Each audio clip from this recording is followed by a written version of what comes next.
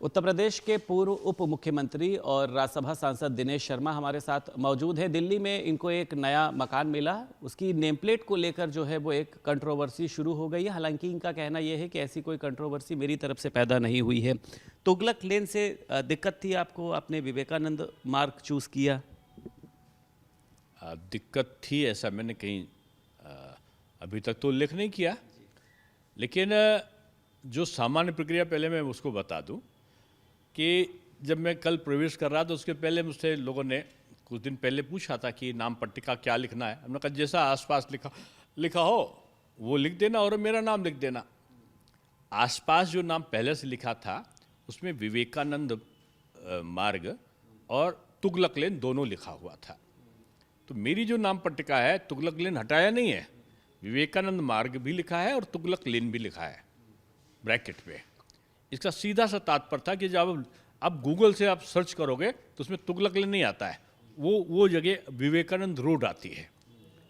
तो निश्चित रूप में पहले कुछ लोगों ने प्रयत्न किए होंगे या कहाँ लिखा है कहाँ नहीं लिखा है, ये तो जब विश्लेषण किया जाएगा, क्योंकि अभी हुआ और अभी तुरंत आप पूछने लगे तो पता चलेगा। ये अलग बात है कि लोगों ने समय समय पर आक्रांताओं के नाम पर जो सड़कें हैं उनका विरोध किया है, और मैं ये कहूँगा कि जो इस प्रकार का जो नाम का परिवर्तन का अधिकार है वो सांसद को नहीं होता।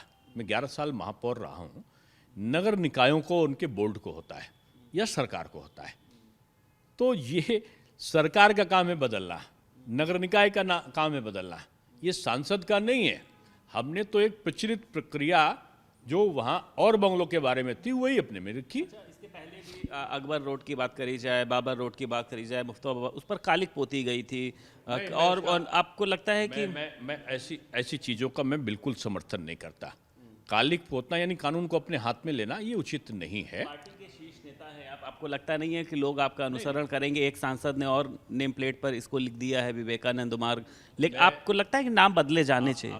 मेरे से पहले लिखा हुआ था और विवेकानंद मार्ग साथ तुगलक लेन भी लिखा, तुगलक लेन हटाया नहीं है। जब शासन या नगर निकाय इसको हटाएगी तभी उसमें से तुगलक लेन हटेगा। अब इस पे लोग मांग कर सकते हैं, लेकिन हम कालिक पोत देंगे या हटा देंगे खुद से, ये कानून को अपने हाथ में लेने वाली चीज़ नहीं करना चाहिए।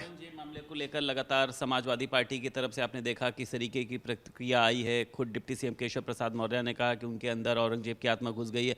आप इसको किस तरीके से देखते हैं? आखिर एक मुगल शासक, देखो ये भारत एक सहिष्णुता का धर्मनिरपेक्ष राज्य है, और यहाँ पर जो चंगेजी सोच है या औरंगजेबी सोच है या तुगलकी सोच है, उसके बजाय यहाँ पर अब्दुल कलाम की सोच, ब्रिगेडियर उस्मान की सोच, अब्दुल हमीद की सोच, अशफाकुल्ला खां की सोच अगर चले तो लोग उसको बहुत स्वागत करते हैं, सभी धर्म के लोग।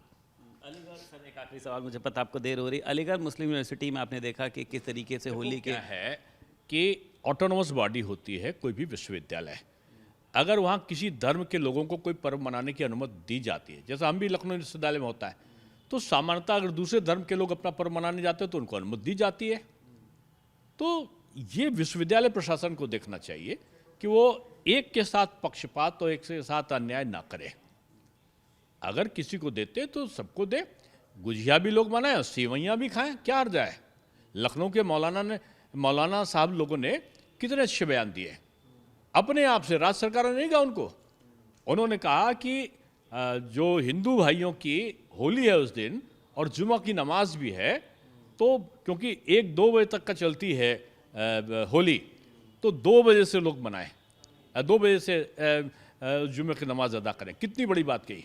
पूरे देश को तो लखनऊ के मौलाना का अनुसरण करना चाहिए। नाम बदलने को लेकर क्या संसद में आप ये मुद्दा उठा सकते हैं कि ऐसे नामों को जो हमारे मुगल शासक है या फिर जो हमारे महापुरुषों के नाम पर किया जाना चाहिए? कोई भी आक्रांता है उसके नाम का पर कोई भी एक भी व्यक्ति पूरे भारत में सहमत नहीं होगा, लेकिन बदला जाए ना बदला जाए ये हम पार्टी फोरम पे कह सकते हैं, नगर निकाय को कह सकते हैं, या जहां उचित होगा फोरम वहां कह सकते हैं, लेकिन हम सार्वजनिक नहीं कह सकते। मैं एक अनुशासित पार्टी का सदस्य हूं, इसलिए मैं इस प्रकार की बातों को सार्वजनिक नहीं कह सकता।